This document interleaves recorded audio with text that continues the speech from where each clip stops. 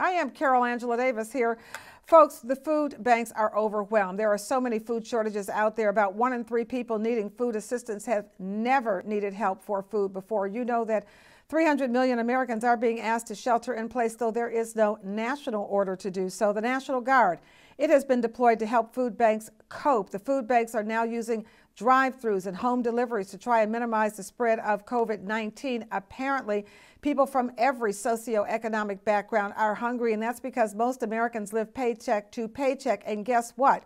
Half of Americans either have no savings or not enough savings to cover 3 months of their usual expenses. That comes to us from Bankrate's 2019 Financial Security Index.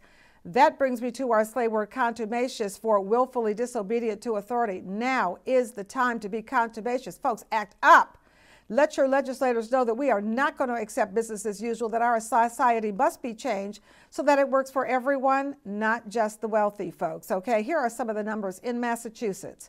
The food pantry in Amherst distributed 849% more food in March compared with the previous year.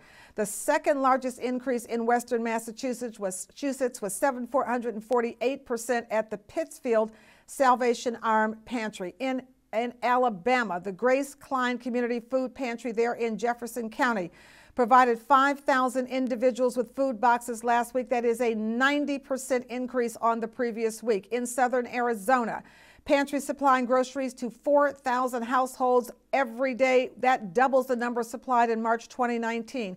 In Pittsburgh, Community Food Bank has received more than 1,000 calls in the past 2 weeks, 90% of them coming from newly unemployed people.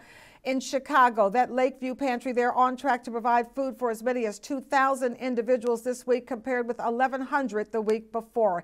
And the list goes on. I'm Carol Angela Davis. Be grateful for what you have. Help as many people as you can and wash your hands. Thanks for watching.